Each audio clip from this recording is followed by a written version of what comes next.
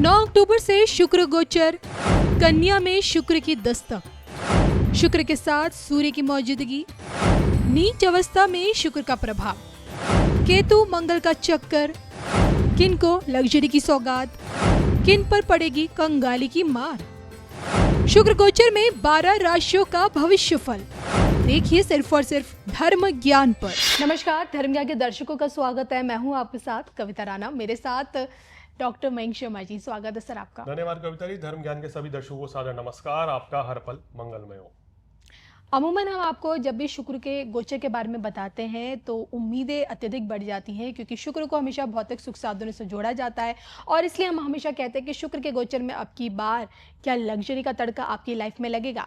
लेकिन इस बार सोचिए 9 अक्टूबर को जो शुक्र का गोचर हो रहा है उसमें शुक्र के प्रभाव में कमी आ सकती है, क्योंकि कन्या राशि में शुक्र का गोचर जहां पहले से ही सूर्य की मौजूदगी है और ऐसे में अब की बार का शुक्र का गोचर देने से ज़्यादा क्या छीन लेगा, इसी पर आज हम चर्चा करेंगे और मयंक जी से जानेंगे। तो मयंक जी, सबसे पहले मैं आपसे जानेंगे कि इस बार क्या शुक्र के गोचर में हमें शुभता कम मिलने वाली है? देखिए, शुक्र जो आपने सुना है कि भोग विलासिता के कारक है, काम वासना के कारक है, लव रिलेशनशिप को खासकर पुरुष की कुंडली में वैवाहिक जीवन के कारक भी है। अगर आपकी कुंडली में शुक्र नीच का है, शुक्र अस्त हो गया है या उसके ऊपर पाप प्रभाव हो गया है, तो ऐसा शुक्र कमजोर माना जाता है और फिर ये वैवाहिक जीवन में भी परेशानियां पैदा करता है, संतान प्राप्ति में बाधा आती है और कहीं ना कहीं आपके जीवन में वो सुख, वो धन, वो ऐश्वर्य जो आपको बहुत पहले ही मिल जाना चाहिए था, वो बहुत देर से मिलता है। तो ये फर्क पड़ता है जब शुक्र ग्रह नीच के होते हैं। अब वर्तमान में स्थिति समझिए कि ये केतु के साथ युति बनाकर चल रहे थे, वहां भी कमजोर योग था सिंह राशि में। अब ये अपनी नीच राशि में आ रहे हैं, यानी कि बुध के घर में, कन्या राशि में। तो यहाँ इनको नीच माना जाता है, पहले से यहाँ सूर्य बैठे हुए हैं, तो ये भी एक योग अच्छा नहीं है। एक तो शुक्र नीच के ऊपर से सूर्य के साथ बैठे हैं। अब आप ये समझिए कि जिस भाव में ये बैठे हैं उससे पिछले भाव में अगर बात करें तो केतु हैं, अगले भाव में बात करें शुक्र से यानी कि तुला राशि में मंगल और बुध की युति भी है। तो डबल प्रभाव हो गया, अशुभ प्रभाव शुक्र के ऊपर। एक तो सूर्य के साथ बैठ गया जी। और केतु और मंगल आगे पीछे होने से कुछ राशियों के ऊपर पाप कर्तृ योग का भी फल पड़ेगा। पाप कर्तृ योग यानी कैंची चलना, नुकसान होना, कि जो थोड़ा बहुत शुभ फल मिलना था उसमें भी कमी आएगी। मैं ये नहीं कह रहा कि नहीं मिलेंगे, समझिए कमी आती है, शुभ फलों में कमी हो जाती है या रुक रुक के चीजें आपकी पूर्ण होंगी। धन लाभ अस्थिर हो जाएगा, कभी अच्छा होगा कभी बिल्कुल ही नहीं होगा। तो ये जो गोचर है आने वाला तकरीबन 25 से 28 दिन का, थोड़ा सावधानी पूर्वक चलने का है। इस दौरान व्यक्ति व्यभिचार की ओर भी जा सकता है, एक्स्ट्रा मैरिटल अफेयर्स, इस तरह की चीजें ये योग बना देता है। अत्यधिक भोग विलासिता, काम वासना बढ़ा देगा ये। तो कहीं ना कहीं कुछ राशियों को बहुत ज़्यादा संभल के चलना होगा, लॉयल रहना पड़ेगा। और कुछ राशियों के लिए इस अशुभ परिस्थिति में भी कुछ ना कुछ शुभ फल देकर चला जाएगा। तो ऐसी माया है शुक्र ग्रह की। तो आइए फटाफट से राशियों पर इसका क्या प्रभाव पड़ेगा जानते हैं। मयंक जी से शुरुआत करेंगे मेष राशि से।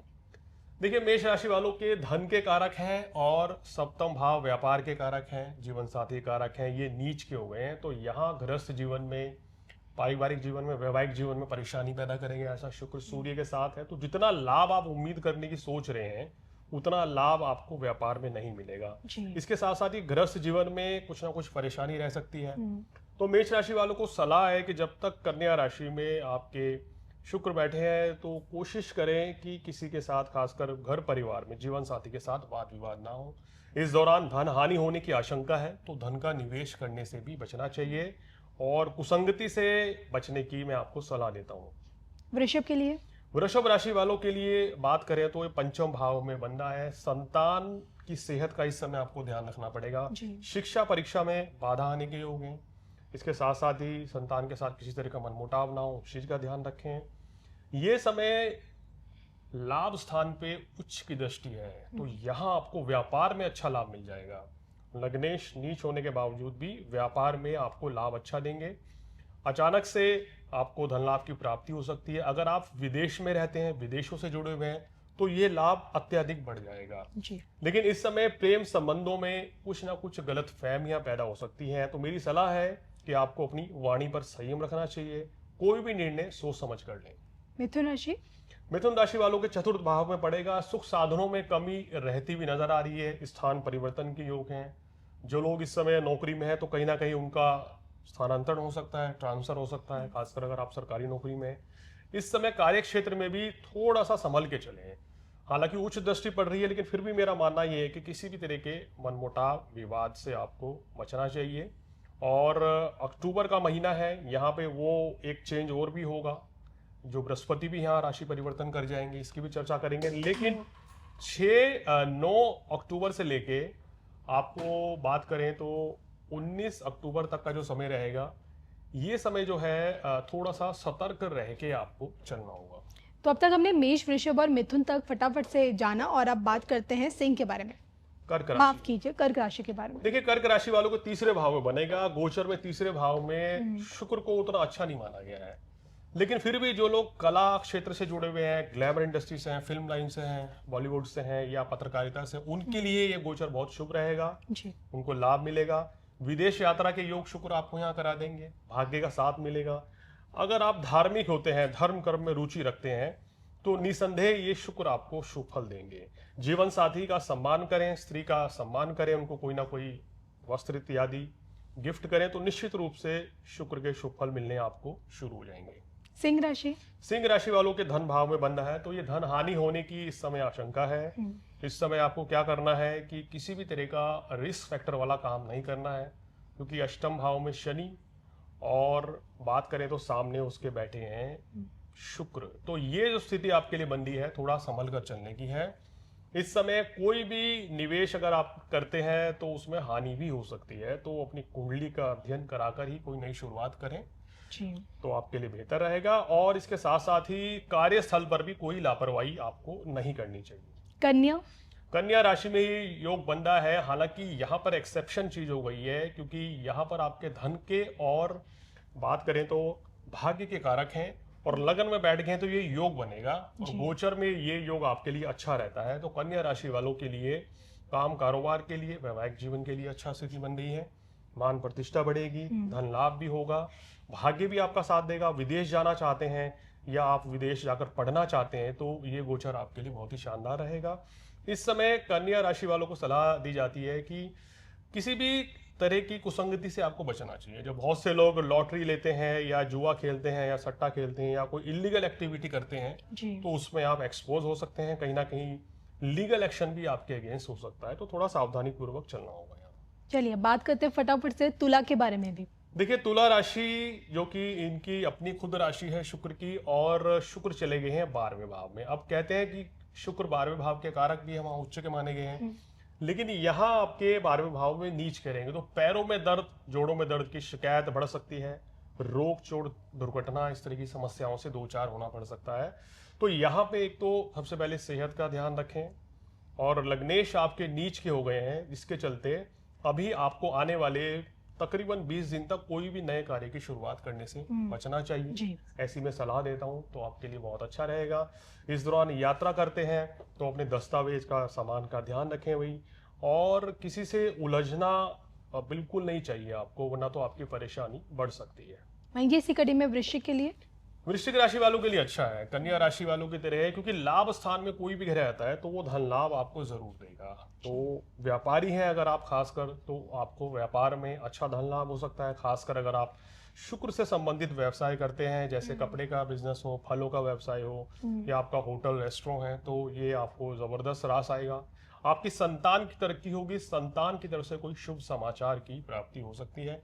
मगर वैवाहिक जीवन के लिए स्थिति अच्छी नहीं, क्योंकि सप्तमेश जो है वो नीच के हो गए हैं, तो कोशिश करें कि गृहस्थ जीवन में किसी तरह का मनमुटाव ना हो। धनु राशि। धनु राशि वालों के लिए गोचर अच्छा नहीं कहा जा सकता, खासकर आपके कार्य क्षेत्र में शुक्र नीच के हो गए हैं, तो कहीं ना कहीं इस समय कार्य की व्यस्तता बहुत ज्यादा बढ़ जाएगी जी। इस दौरान ध्यान रखें कि कोई लापरवाही, कोई गलती आपसे ना हो, कोई काम छूट सकता है, तो इस चीज का आपको ध्यान रखना चाहिए। कार्यस्थल पर अपने सहयोगियों और अपने वरिष्ठ अधिकारियों के साथ या बॉस के साथ रिलेशन अच्छे बना के चलें, तो आपके लिए बेहतर रहेगा। हालांकि चतुर्थ भाव पर दृष्टि पड़ने से सुख साधन और धन के आय के स्रोत जो हैं, शुक्र यहाँ बढ़ाते हुए नजर आ रहे हैं। चलिए फटाफट से जान लेते हैं मकर के बारे में भी। मकर राशि वालों, आपके लिए अगर ये ग्रह की स्थिति देखें तो कहीं ना कहीं आपको परेशानी, दिक्कत, भाग्य में रुकावटें, इस तरह की चीजों से दो चार होना पड़ सकता है। और आपके लिए तो शुक्र राजयोग कारक होते हैं, क्योंकि अगर देखें तो आपकी कुंडली में दशम भाव के शुक्र कारक होते हैं और पंचम भाव के। जी। तो यहाँ आपको क्या करना है, अपनी संतान की सेहत का ध्यान रखना है सबसे पहले तो। दूसरी बात ये कि आपको कार्यस्थल पर भी बड़ा सोच समझकर निर्णय लेने चाहिए। कोई अगर नई शुरुआत करना चाहते हैं तो उसको 20 दिन के लिए टाल दें तो आपके लिए बेहतर रहेगा। और ये समय वाहन इत्यादि थोड़ा संभल कर चलाएं। कुंभ। कुंभ राशि वालों, आपके लिए शनि शुक्र की स्थिति जो है उतनी बेहतर नहीं है, क्योंकि शुक्र अष्टम भाव में बहुत कमजोर माने गए हैं। अष्टम भाव में शुक्र के होने से यहाँ आपके वैवाहिक जीवन में थोड़ी सी परेशानी पैदा हो सकती है, क्योंकि सप्तम भाव में देखिए आपके केतु चल रहा है और अष्टम भाव में आपके शुक्र आ गए। तो ये जो अभी गृहस्थ जीवन में परेशानी चल रही है वो थोड़ी सी लंबी खिंच सकती है। तो कोशिश करें कि कोई भी मुद्दा, कोई भी अगर वाद विवाद होता है तो उसको मिल बैठकर सुलझाने का प्रयास करें, अन्यथा तो दिक्कतें बढ़ सकती हैं। और कोशिश करें इस समय किसी नए कार्य की शुरुआत को टाल दें। चलिए अंतिम राशि मीन के बारे में भी जान लेते हैं। मीन राशि वालों के लिए भी सप्तम भाव में शुक्र का गोचर आमतौर पर अच्छा माना जाता है। तो ये आपको व्यापार में, काम कारोबार में लाभ देगा, वैवाहिक जीवन को बेहतर करेगा। और कहीं ना कहीं इस समय जो कार्य आप कर रहे हैं उसमें उत्तम लाभ कमाने के योग बनते हुए नजर आ रहे हैं। तो एक तरीके से आपके लिए ये गोचर काफी अच्छा रहेगा। मगर लगन में शनि वक्री अवस्था में है तो कभी कभी जल्दबाजी में कोई गलत फैसला भी लिया जा सकता है। तो इसलिए यहाँ आपको कोई भी निर्णय सोच समझ कर लेना चाहिए, तो आपके लिए बेहतर रहेगा। चलिए मैं जैसे जाना है किस प्रकार से आपकी बार का शुक्र का गोचर आपके लिए थोड़ा सा शुभ और अशुभ था, दोनों लेकर आ रहा है, और इसी के साथ हम दोनों को ये अनुमति दीजिए। नमस्कार।